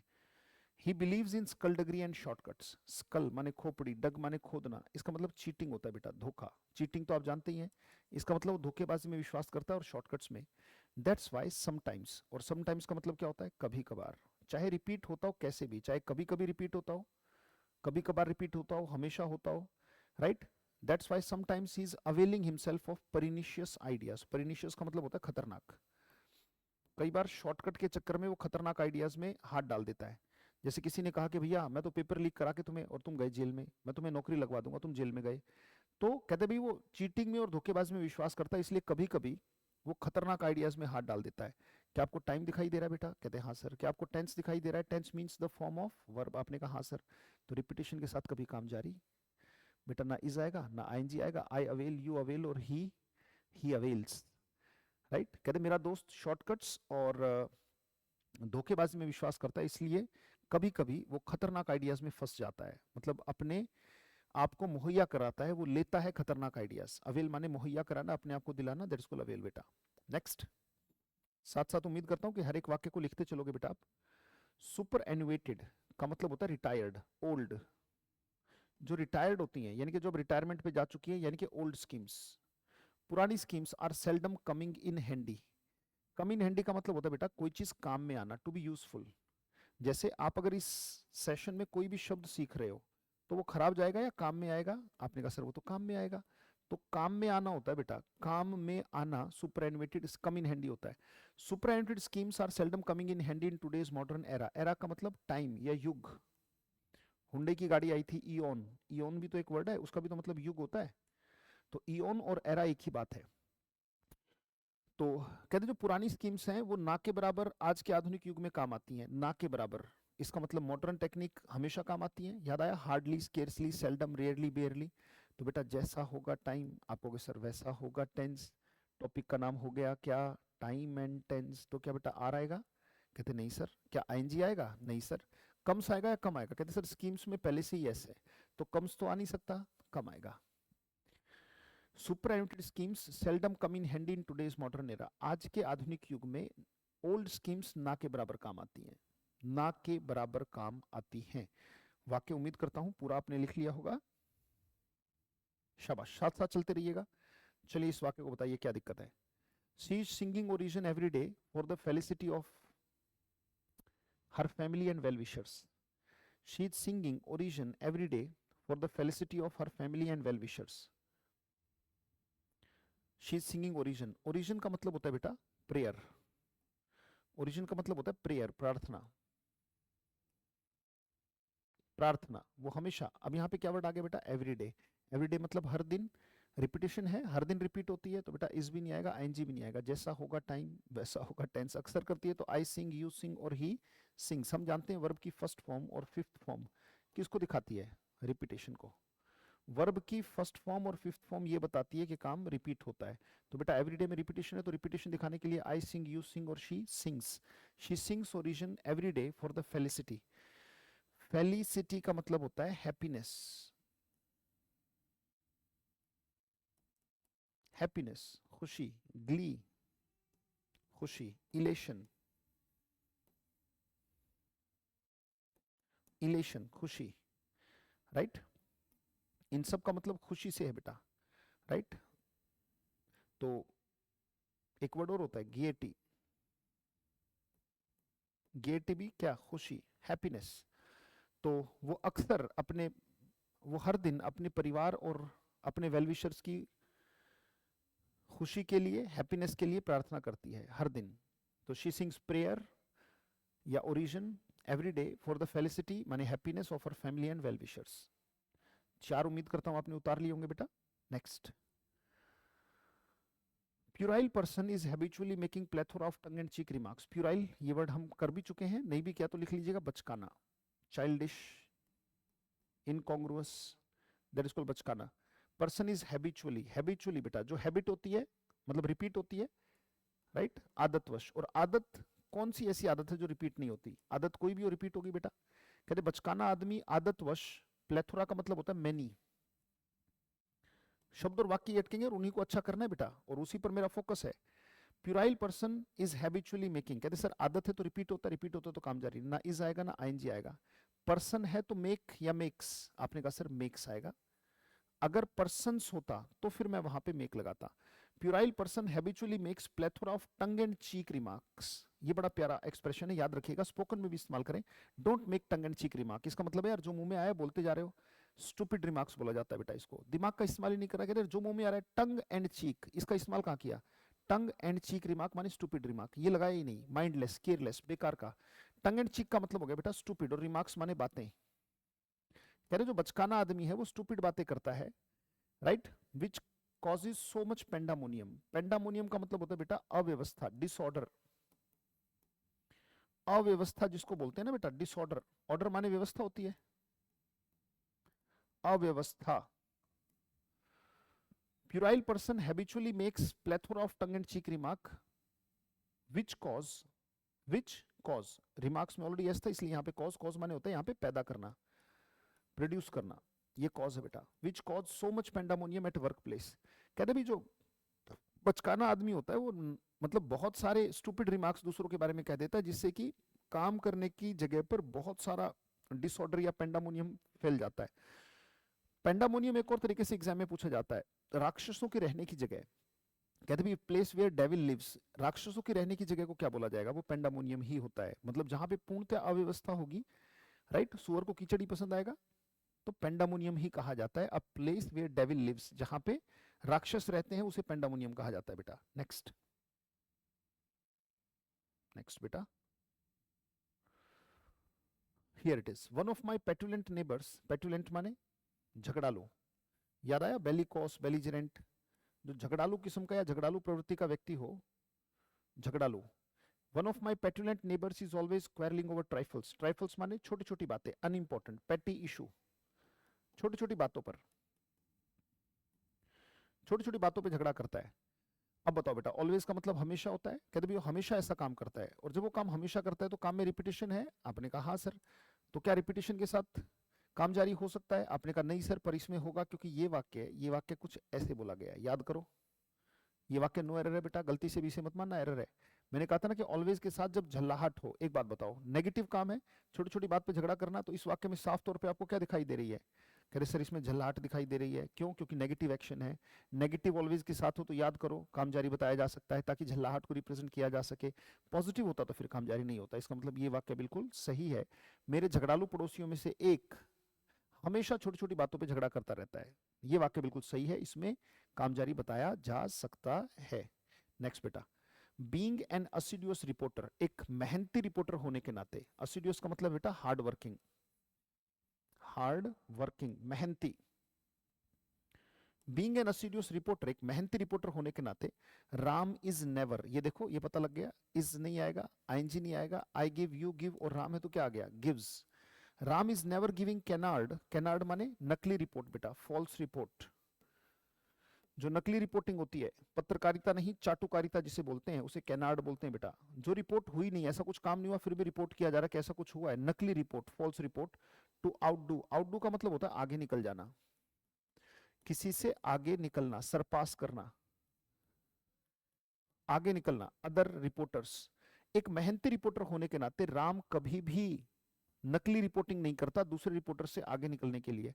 होता ना आगे निकलने की होड़ में क्या सही है क्या गलत है बिल्कुल छोड़ दिया, जैसे बहुत बार कुछ का कुछ भी रिपोर्टिंग कर देते हैं। जैसे अभी एक रिपोर्टिंग आई थी, एक बच्चा, जैसे एक रिपोर्टर क्या है वो भाग भाग के जैसे एक पेड़ को पकड़ पकड़ के हिला रहा है, कहते देखो हवा कितनी तेज चल रही है, तूफान बहुत तेज है, पेड़ भी हिला रहा है और कपड़े भी उसके, कहते देखो मेरे कपड़े उड़ते जा रहे हैं, ये देखो मैंने पेड़ पकड़ के अपने, और पीछे उसके बिल्कुल पीछे उसने ध्यान नहीं दिया रिपोर्ट करने से पहले कि एक बच्चा बैठ के आइसक्रीम खा रहा है और आराम से खा रहा है, कोई दिक्कत नहीं, बच्चा आइसक्रीम एंजॉय कर रहा है और उसको भी देख रहा है, इसको क्या ड्रामेबाजी आ रही है। वो पकड़ के खुद ही पेड़ हिला रहा है और मतलब कर रहा है देखो देखो देखो बहुत तेज तूफान है, मैं उड़ता जा रहा हूँ, मैं किसी तरीके से यहाँ से रिपोर्टिंग कर रहा हूँ, बच्चा वहाँ पे आइसक्रीम खा रहा है आराम से। ये क्या है? कैनार्ड है। तूफान नहीं है फिर भी तूफान बना के रखा है। तो being an assiduous reporter, Ram never gives cannot to outdo other reporters, दूसरे रिपोर्टर से आगे निकलने के लिए वो कभी भी फॉल्स रिपोर्टिंग नहीं करता। 7 क्वेश्चन हमने किए, 8वां ये आपके सामने। व्हेन आई गेट फ्लमॉक्स्ड, फ्लमॉक्स्ड माने नर्वस बेटा, या तो शब्द अटकेगा या वाक्य, जब वो दो चीज नहीं अटकेंगी तो कुछ नहीं अटकेगा। जब मैं नर्वस होता हूँ, when I get flummoxed, I am frequently, frequently माने अक्सर, ऑफन, फ्रीक्वेंटली, मोस्टली, रिपीटिशन है और रिपीटिशन के साथ कभी, जैसा होगा टाइम वैसा होगा tense. Sir I am taking नहीं होगा, आई टेक होगा। आई फ्रीक्वेंटली टेक ईजिज, बड़ा प्यारा शब्द है, उच्चारण है ईजिज, और ईजिज का मतलब होता है बेटा प्रोटेक्शन, प्रोटेक्शन, सुरक्षा, right, of my elders and seek their advice. कहते भी जब भी मैं नर्वस होता हूँ, ये उसका जवाब है। कई बार इंटरव्यू में आपसे पूछा जाएगा ना कि what do you do when you are nervous, तो आप कहोगे when I get nervous I do not take any decision, I frequently take aegis of my elders, मैं उनकी संरक्षण में जाता हूँ, उनकी प्रोटेक्शन में जाता हूँ, एंड सीक देयर एडवाइस, और उनकी राय लेता हूँ कि मुझे क्या करना चाहिए। इस एल्डर्स और सीनियर्स वही है ना जिन्होंने ये कंडीशंस पहले भी देखी हैं, जिन कंडीशंस में मैं आज उलझा हुआ हूँ, राइट। तो ये वाक्य बन गया बेटा। नेक्स्ट वाक्य बड़े प्यारे प्यारे वाक्य। My senior colleague wants me to be expelled, expel माने नौकरी से निकाल देना, wants me to be fired, मेरे सीनियर कुलीग चाहता है, माई सीनियर कुलीग चाहता है कि मैं नौकरी से निकल जाऊं, मुझे नौकरी से निकाल दिया जाए, from this office, that's why he is often giving me drudgery, drudgery माने थका देने वाला काम बेटा, टायरसम वर्क, ऐसा जो थका दे, टायरसम का मतलब थकाने वाला, टायरसम वर्क को कहते हैं ड्रजरी, जो थका देगा, गधे वाला जो काम होता है ना वो ड्रजरी कहलाता है बेटा, जो गधे वाला काम, गधे वाले काम को क्या कहते हैं, डोंकी वर्क, वो ड्रजरी है बेटा। मेरा सीनियर कुलीग चाहता है कि मुझे नौकरी से निकाल दिया जाए, इस ऑफिस से हटा दिया जाए, इसलिए वो अक्सर मुझे गधे वाला काम देता है, मतलब अच्छा काम नहीं देता, राइट, कि वो परेशान होकर नौकरी छोड़ देगा। इस गया बेटा, आईएनजी गया, क्योंकि ऑफन का मतलब है अक्सर, माने रिपीटेशन, रिपीटेशन के साथ कभी काम जारी नहीं होता। ही often gives me, that's why he often gives me drudgery, अक्सर थका देने वाला काम, गधे वाला काम वो देता है। नेक्स्ट बेटा, next, he has सैंग Freud, spelling FROID, सैंग Freud, ये है बेटा, और वर्ड एक साथ है ये SANG, सैंग फ्रॉइड, इसको ठीक कर लेना, इसका मतलब है मन की शांति, कामनेस, मन की शांति बेटा। ही हैज मन की शांति, composer. He has sang Freud, that's why he is hardly getting obfuscation in a fiasco. Fiasco माने हार, defeat, obfuscation माने confusion, confusion, right? तो ये वही वही कह रहा है क्या, कि ना जीत में ना हार में, राइट, ना हार में ना जीत में, किंचित नहीं भयभीत में, राइट। तो अल्टीमेटली ये वाक्य वही कह रहा है कि भाई हार हो या जीत हो, राइट, हार हो या जीत हो, भयभीत नहीं होता, कंफ्यूजन में नहीं आता, मन की शांति है, that's why he is hardly, ना इज आएगा क्योंकि हार्डली आ गया ना बेटा, ना के बराबर, राइट, और गेटिंग आएगा, गेट्स आएगा, आपको सर यहाँ पे गेट्स आएगा, इज गेटिंग नहीं, आई गेट, यू गेट और गेट्स, पढ़ के देखो। He has sangfroid, that's why he hardly gets obfuscation in fiasco, भाई उसके पास मन की शांति है, इसलिए हार के समय में वो कंफ्यूजन अपने मन में नहीं लेकर आता। नेक्स्ट बेटा, he always wants to get the best of facilities, वो हमेशा हमेशा बेहतरीन फैसिलिटीज चाहता है, वेदर ही डिजर्व्ड इट और नॉट, हमेशा चाहता है, अब इसमें कोई बुराई नहीं है, ना इरिटेशन है, पर वो डिजर्व करे या ना करे, वेदर ही, अब देखो ध्यान से, he always wants to get the best of facilities, whether he deserved नहीं बेटा, deserves, whether he deserves it और नॉट, क्योंकि यहाँ पे बात यही चल रही है ना भाई, हर एक व्यक्ति चाहता है ये, तो मतलब आप भी अपने लिए बेस्ट फैसिलिटीज चाहते हैं, आप ये नहीं चाहते कि दुनिया मुझे जज करे कि मुझे बेस्ट मिलना चाहिए, बेटर मिलना चाहिए, गुड मिलना चाहिए या पुअर मिलना चाहिए, कि दुनिया जज ना करे, हर एक व्यक्ति में, ये कोई इरिटेशन की बात नहीं, इस सब में ये स्वभाव होता है। He always wants to get the best of facilities, वो बेहतरीन फैसिलिटीज चाहता है, वेदर ही डिजर्व्स इट और नॉट, क्योंकि बात लाइफ की चल रही है ना, कि वो डिजर्व किया था नहीं, कि वो डिजर्व करता है या नहीं करता है, उस पर बात है बेटा। अलग टाइप का क्वेश्चन था पर बेहतरीन था। नेक्स्ट बेटा, he is having copious qualms, copious का मतलब मैनी, कॉपियस का मतलब क्या है बेटा, मैनी, और क्वाम्स का मतलब क्या है, doubts. He is having copious qualms regarding his ऑडियस partner, ऑडियस का मतलब बेटा हेटफुल, घृणित, मतलब जिसको देखते ही घृणा से मन भर जाता है, कैरेक्टरलेस भी कह सकते हो आप, चरित्रहीन। He is having copious qualms, qualms का मतलब डाउट्स, उसके मैनी डाउट, बहुत सारे डाउट्स हैं अपने हेटफुल पार्टनर को लेकर, जिसे देखते ही घृणा आती है मन में। बेटा हैव में ना तो फन है, ना फूड है, ना बेबी है, इसका मतलब ये क्या हो गया, पोजेशन वाला, मेरे पास गाड़ी है, I have a car, you have a car, he has, he has, क्योंकि ना फन है, ना फूड है, ना बेबी है, क्योंकि हैव, फन, फूड, बेबी में तो फिजिकल है, बाकी और तो सब ठीक है ना। तो he has many doubts regarding his hateful partner, मतलब जो पार्टनर है बड़ा करेक्टरलेस सा, घृणित सा, उसको लेके उसके मन में बहुत सारे डाउट्स हैं। He has copious qualms regarding his ऑडियस partner. Next, this indomitable man, जिसे डोमिनेट ना किया जा सके बेटा, यानी कि ब्रेव, इनडोमिटेबल का मतलब क्या होता है, brave, this brave man is keeping his life in an ordeal, ordeal का मतलब होता है अग्नि परीक्षा, एसिड टेस्ट, एसिड माने तेजाब होता है, और तेजाब वाले टेस्ट को हम अग्नि परीक्षा कह सकते हैं ना, जैसे सीता माता के लिए जब अग्नि परीक्षा में से होके गुजरना पड़ा, तो जो अग्नि परीक्षा उसकी इंग्लिश क्या है? एसिड टेस्ट, ऑर्डील, खतरनाक टेस्ट, डिफिकल्ट टेस्ट। भाई ये ब्रेव आदमी अपनी जिंदगी को अग्नि परीक्षा में डालता है, डिफिकल्ट टेस्ट में डालता है, and putting it at stake. At stake का मतलब होता है दांव पर लगाना, दांव पर लगाना होता है, पुट एट स्टेक। जैसे समझदारी का लेवल पता नहीं कहाँ से जज होता है, कैसे जज होता है, मतलब रूल ऑफ कर्मा कई बार बहुत परेशान कर देता है कि भाई ऐसे व्यक्ति को समझदार कहा जा रहा है जिसने मतलब इतनी मूर्खता करी कि जुए में स्वभाव, जुआ खेलना कहाँ की समझदारी है, कौन सी नैतिकता है? युधिष्ठिर बैठ के जुआ खेल रहा है, जुए में पूरा किंगडम हार गया, क्या मूर्खता है? और फिर कहते हैं उसके जैसा समझदार, भैया बड़ा समझदार इंसान था युधिष्ठिर।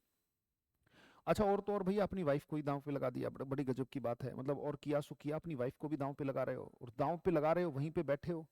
सही गलत की मर्यादा में ये कौन सी मर्यादा है भैया कि तुम मतलब वाइफ के साथ बदतमीजी हो रही है और पांचों के पांचों तुम वहीं बैठे हो और देख रहे हो कि साड़ी उतारी जा रही है? मतलब sometimes we fail to understand the law of karma, मतलब चीजें कैसे घटित हुई। I don't want to elaborate them, पर कई बार होता है ना कि यहाँ पे मैं ये सिखाना चाहता हूँ कि Yudhishthir put Draupadi at stake, उन्होंने द्रौपदी को ही दांव पे लगा दिया। और फिर कहा जाता है बड़े समझदार धर्मराज युधिष्ठिर। काहे का धर्म भैया, तुमने पत्नी को दांव पे लगाया? पूछा एक बार, संपत्ति है क्या तुम्हारी, राइट? एसेट है क्या, उसका अपना अस्तित्व है, अपना सतित्व है? खैर कोई बात नहीं। तो एट स्टेक का मतलब दांव पर लगाना। यहाँ पे एक वर्ड आ गया एवरीडे, और एवरीडे के आते ही आपने क्वेश्चन पकड़ लिया। सीखना टेंस नहीं है, सीखना टाइम है। टाइम पकड़ते ही बेटा क्या इज आएगा? आपने कहा नहीं सर। क्या कीपिंग आएगा? नहीं सर, कीप्स आएगा। This indomitable man keeps his life in an ordeal, and putting आएगा या पुट्स आएगा? क्योंकि जो एंड से पहले होता है वही एंड के बाद भी, जब वहां कीप्स है तो इधर पुट्स होगा, राइट? कहते ये ब्रेव आदमी हर दिन अग्नि परीक्षा से गुजरता है और अपनी जिंदगी को दांव पर लगाता है, वो भी हर दिन। हर दिन माने रिपीटेशन, तो puts it at stake every day, ये वाक्य होगा। और उम्मीद करता हूं कि आपने लिख लिया होगा बेटा। Next question, next sentence, let's take it. She is seldom appraising a person with his words. Appraise का मतलब मूल्यांकन, इवेल्युएट। इवेल्युएट होता है बेटा इसका मतलब मूल्यांकन करना, राइट? ऐसे भी बोलते हैं, मापना, आंकना, ASSAY। जज, जज भी तो कह सकते हो, जज करना किसी को। शी इज सेल्डम, ना के बराबर, अ पर्सन विद हिज वर्ड्स, यानी कि वो ना के बराबर एक व्यक्ति को उसके शब्दों से, क्योंकि शब्द क्या है? First impression, and first impression is never the last impression. इस बैच का आखिरी दिन कैसा होगा वो मेरे लिए मैटर करता है। आप आज मेरे बारे में क्या सोच रहे हैं बिल्कुल मैटर नहीं करता, और मैं हर क्लास में बोलता हूँ। आप बच्चे हो, मुझे पढ़ाते हुए 23 साल हो गए, आपको मुझे क्या पता कि आप मेरे अंदर क्या देखना चाहते हो, क्योंकि आपकी टेंडेंसी बन गई है जो अट्रैक्ट करे वही अच्छा है। अट्रैक्ट तो बेटा नेगेटिव चीजें भी करती हैं, राइट? तो अल्टीमेटली आकर्षक लगना और हकीकत में आकर्षक होना ये अलग अलग बातें हैं, लास्ट में पता लगेगी। Last impression is the first impression. बार बार कहता हूँ कि अगर फर्स्ट इंप्रेशन लास्ट इंप्रेशन होता तो लव मैरिजेस के डाइवोर्स ना होते, right? First impression is never the last impression, actually last impression is the first impression. यहाँ पे देखो, ना के बराबर, शब्दों से नहीं आंकती उसको, मतलब उसकी वैल्यू क्या है? तो यहाँ पे क्या इज आएगा? आपने कहा नहीं सर। क्या आईएनजी आएगा? आपने कहा नहीं सर। आई अप्रेज, यू अप्रेज, और she seldom, APPRAISES, appraises, she seldom appraises a person with his words। ना के बराबर एक व्यक्ति का मूल्यांकन शब्दों से करती है, मतलब वो कर्मों में विश्वास करती है, एक्शन से जज करती है। चलिए 15वां, each of them has been bequeathed. Bequeath का मतलब होता है बेटा टू गिव इन प्रॉपर्टी, जायदाद में मिलना, टू गिव या टू गेट, राइट? गिव और गेट दोनों ही आ जाता बिक्वीथ में, मतलब उनको दे दिया गया है। They have been given means they have got the equal share in bequest. Bequest माने जो पैतृक संपत्ति होती है ना, जब हम कहते हैं कि भाई जो जायदाद, जमीन जायदाद होती है ना, जो जो मतलब पुश्तैनी जायदाद होती है, उसे बिक्वेस्ट कहते हैं बेटा। बिक्वेस्ट का मतलब है पुश्तैनी जायदाद। But elder brother is always trying to pillage the share of the younger one. बड़े ध्यान से देखना, हमेशा जो बड़ा भाई है वो हमेशा कोशिश करता है, हमेशा कोशिश करता है, हमेशा का मतलब रिपीटेशन, और पिलेज का मतलब होता है लूटना। पिलेज का मतलब क्या होता है? लूटना। वो लूटने की कोशिश करता है, रॉब करने की कोशिश करता है।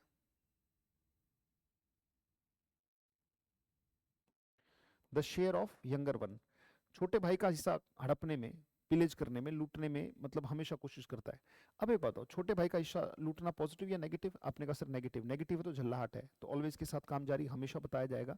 ये बात मैं याद कराना चाहता हूँ, इसलिए बार बार दिखा रहा हूँ बेटा, कि हर एक को, यानी कि दोनों को, उनमें से प्रत्येक को इक्वल शेयर दे दिया गया है जायदाद में, पर फिर भी बड़ा भाई जो है वो छोटे के हिस्से को हड़पने की हमेशा कोशिश करता है। तो बेटा यहाँ पे आईएनजी आएगा ही आएगा, क्योंकि एक्शन है नेगेटिव, तो झल्लाहट दिखाने के लिए ऑलवेज के साथ काम जारी। Next, she is a परवर्स girl. वाक्य करते रहना बेटा, साथ साथ लिखते रहना। She is a परवर्स girl. परवर्स का मतलब होता है बेटा जिद्दी, स्टबन, स्टबन, जिद्दी। वो एक जिद्दी लड़की है। She is a stubborn girl, perverse girl, and is always behaving in a preposterous manner. फिर से ऑलवेज के साथ देखो नेगेटिव। प्रीपोस्टरस का मतलब भड़काऊ, उकसाने वाला, प्रोवोकिंग, राइट, भड़काने वाले मैनर से, भड़काऊ मैनर में।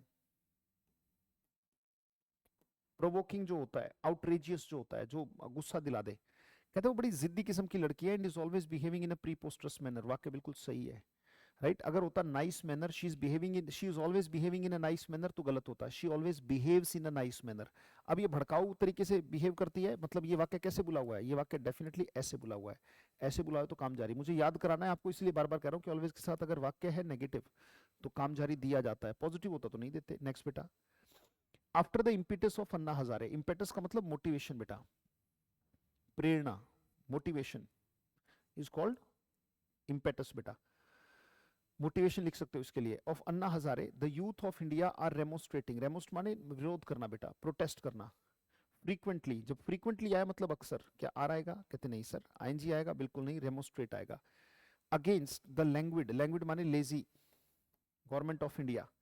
मतलब अन्ना हजारे की प्रेरणा के बाद। अन्ना हजारे कौन है? आप में से हो सकता है कुछ लोग ना जानते हो। अन्ना हजारे वो हैं जिन्होंने अरविंद केजरीवाल को चेहरा दिया। हकीकत में फैक्ट है, अन्ना हजारे, उससे पहले अरविंद केजरीवाल की वो छवि बिल्कुल नहीं थी। मतलब अन्ना हजारे के अर्जुन, अन्ना हजारे के अर्जुन करके वो उन्होंने अपनी छवि बनाई, और उसके बाद अन्ना हजारे के जो आंदोलन था जन लोकपाल बिल को लेकर, उस आंदोलन का फायदा उठाकर इन्होंने अपनी पार्टी बनाई, आम आदमी पार्टी, राइट। और अन्ना हजारे ने बिल्कुल उनका बॉयकॉट कर दिया, और उसके बाद फिर उनसे मिलने से या बात करने से बिल्कुल मना कर दिया था, राइट। तो अन्ना हजारे के इम्पेटस, अन्ना हजारे कौन है? ये बहुत बड़े सोशल वर्कर हैं, और अगर अड़ जाते हैं तो मतलब बड़ी बड़ी सरकारों को घुटनों पर ले आते हैं। तो after the impetus of Anna Hazare, the youth of India remonstrate frequently against the languid government of India. वो अक्सर गवर्नमेंट ऑफ इंडिया की लेजी गवर्नमेंट ऑफ इंडिया के खिलाफ प्रदर्शन करते हैं, विरोध करते हैं। वो रेमोस्ट्रेट होता है विरोध करना।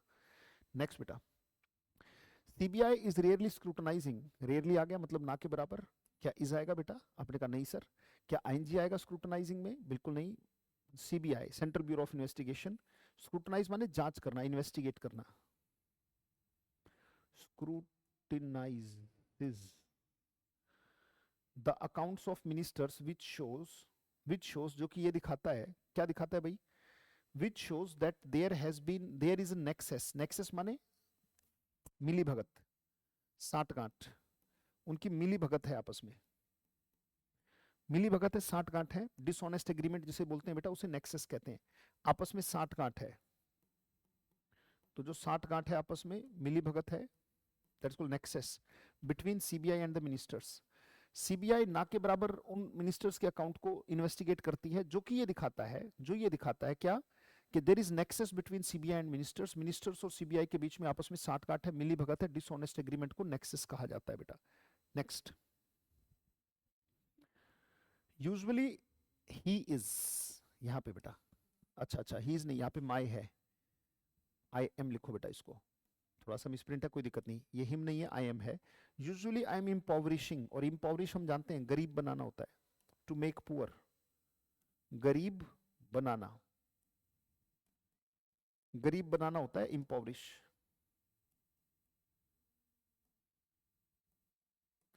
Usually I am impoverishing my family by not being scrupulous माने alert, careful.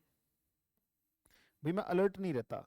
In my business dealings, in my business dealings, वो जो बिजनेस की डीलिंग्स हैं उनमें मैं अलर्ट नहीं रहता, और उससे लॉस होता है, और मैं अपने परिवार को गरीब बना देता हूँ। यूजुअली आई एम इम्पॉवरिशिंग, अब यूजुअली आ गया तो ना एम आएगा बेटा, ना आईएनजी आएगा। तो वाक्य क्या बनेगा? Usually I impoverish my family by not being alert in my business dealings. भाई बिजनेस डीलिंग्स ऐसे ही कर लेता हूँ, अलर्ट नहीं रहता, और उससे परिवार को हानि होती है, लॉस होता है। Next, the court is never condoning, the court is never condoning, condone माने माफ करना बेटा, forgive, अविनल, विनल माने करप्ट या भ्रष्ट आदमी जो होता है, करप्ट आदमी बेटा, भ्रष्ट person, but never gives nemesis, nemesis माने सजा, पनिशमेंट, पनिशमेंट टू एन इररिप्रोचेबल माने निर्दोष, इनोसेंट, निर्दोष किस्म का जो व्यक्ति होता है वो इररिप्रोचेबल होता है बेटा। रिप्रोच का मतलब होता है डांट लगाना, जिस पर रिप्रोच नहीं लगनी चाहिए वो इररिप्रोचेबल।